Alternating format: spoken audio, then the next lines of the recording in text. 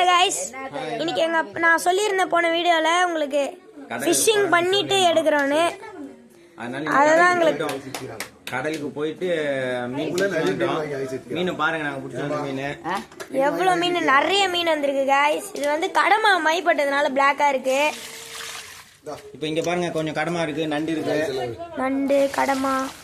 இது பாத்தீங்கன்னா மடவு மீன், இது மடவு மீன் சொல்லுவாங்க.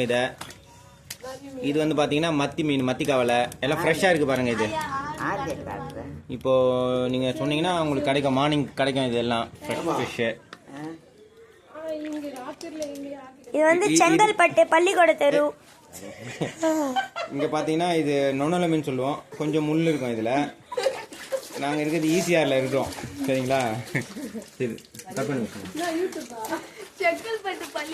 செங்கல்பட்டு